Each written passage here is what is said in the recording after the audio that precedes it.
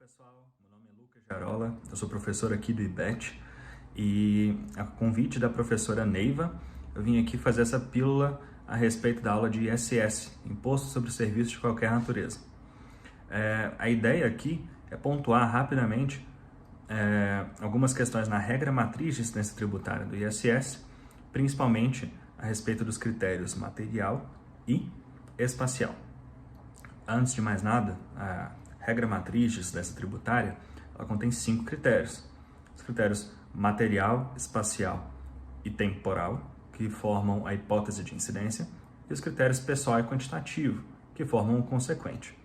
Tá? Com essas ferramentas em mãos, nós conseguimos fazer a regra matriz de incidência tributária genérica do ISS, que nesse caso tem como critério material prestar serviços, como critério temporal tem o momento da perfectibilização desses serviços, que é o momento em que eu posso considerar o serviço como prestado ou em prestação, e o critério espacial, que é o local do estabelecimento prestador de serviços. Lembrando sempre que essa regra matriz ela é genérica, então não posso aqui, não vou considerar as exceções do artigo 3º da Lei Complementar 116 de 2003.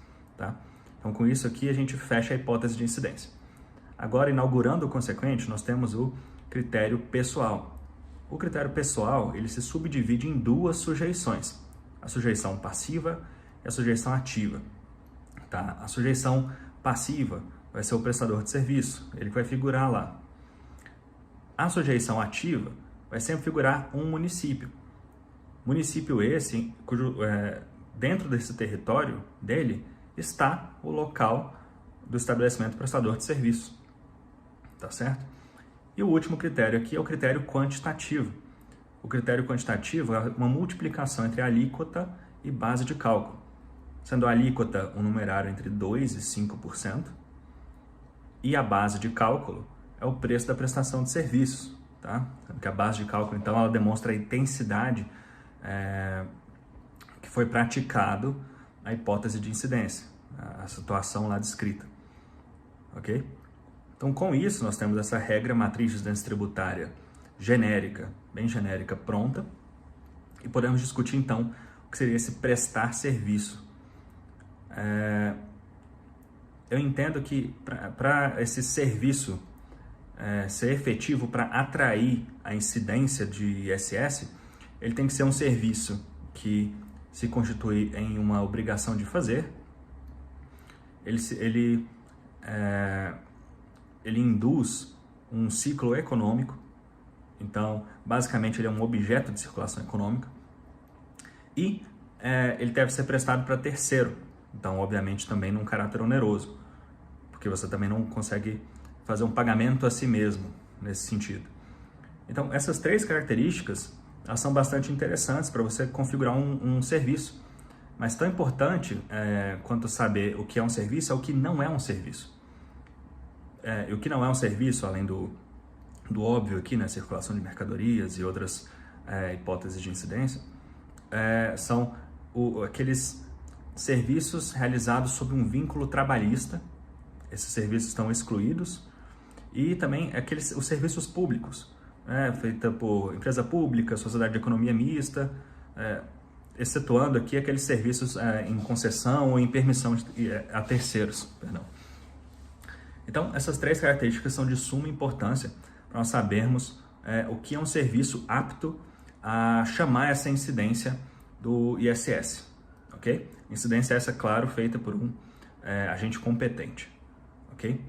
Então, com isso em mãos, nós poderemos tratar agora só do serviço, porque se nós sabemos o que intrinsecamente é um serviço para fins de incidência, nós precisamos também de fazer 2 coisas: de definir se a lista anexa à Lei Complementar 116 de 2003 ela é taxativa ou exemplificativa, e também usar esses requisitos criados, por exemplo, para ver se os serviços lá listados se enquadram como serviços aptos a chamar a atrair essa incidência do ISS. Ok? Então, eu queria pontuar aqui que é interessante que, embora, claro, o STJ já considere a lista taxativa, mas ele permite os congêneres, né? Se lá consta congêneres, eu posso basicamente considerar qualquer congênere que se encaixa ali. É bastante curioso que a Constituição Federal, ela falou que a lei complementar definiria os serviços. E me parece curioso porque quando a Constituição fala serviços, nós já temos que considerar algumas coisas, que são essas três, por exemplo, esses três requisitos, né, de ser uma obrigação de fazer, de ser um serviço realizado a terceiro e ser um objeto de circulação econômica, por exemplo. Só que ao falar que uma lei complementar definirá, confunde a cabeça do intérprete, porque uma definição é um passo além da conceituação, porque a conceituação aqui ela pode ser basicamente a compreensão de uma palavra, uma compreensão de uma expressão, enquanto a definição é ir um pouco mais fundo nesse buraco de coelho. A definição ela é falar com precisão, com clareza o que é algo. Por isso que a lista anexa é importante e constitucionalmente ela é demandada, né? Então, o que seria aqui? Seria, então, tudo o que estiver na lista é um serviço? Eu posso excluir dessa lista o que não passa nesse teste dos três requisitos, tá? E claro, né, existem outros testes, mas para esse fim, o teste dos três requisitos é o mais básico. Ela é taxativa, então, ou ela é exemplificativa? Já que tudo o que não está nesta lei complementar, em tese, não é a definição de serviço, não pode ser definido como serviço pela própria Constituição. Então nós temos esse embate, para muitos aparente, para o STJ, por exemplo, aparente, entre essas duas interpretações. Isso será explorado na aula de ISS. O tópico final aqui será sobre o estabelecimento prestador de serviços, que está na nossa hipótese de incidência no critério espacial. Esse estabelecimento prestador de serviços é bastante interessante porque aqui no artigo 4º da Lei Complementar 116/2003 diz que considera esse estabelecimento prestador o local onde o contribuinte desenvolva a atividade de prestar serviços de modo permanente ou temporário e que configure unidade econômica ou profissional, sendo irrelevantes para caracterizá-lo as denominações de sede, filial, agência, posto de atendimento, sucursal, escritório de representação ou contato ou qualquer outra denominação. E por que isso aqui é interessante? Porque esse estabelecimento ele nem sempre vai ser a sede. Então, se uma empresa de São Paulo, capital, presta um serviço em Porto Alegre ou em Belo Horizonte, eu tenho que ver a natureza desse serviço para determinar, caso a caso, onde é esse estabelecimento prestador de serviço, onde é esse local. Então, imaginem o caso em que um escritório de arquitetura com sede em São Paulo envia um trabalho para um cliente de Porto Alegre. Onde foi prestado o serviço? Vamos supor que eles nunca foram a Porto Alegre, por exemplo, para ficar mais claro. Onde será que esse serviço foi prestado? Os desenhos, os cálculos, tudo foi feito lá em São Paulo. Foi entregue a Porto Alegre. Qual que é o estabelecimento prestador de serviço? Nessa discussão que se abre, é importante, então, tal qual serviços, fazer testes. O que deve ser considerado como um estabelecimento prestador, em primeiro lugar? Já que o próprio artigo 4º diz que ser sede, filial, é irrelevante, apontando para aonde o serviço é realmente feito. E aí entra onde ele é perfectibilizado.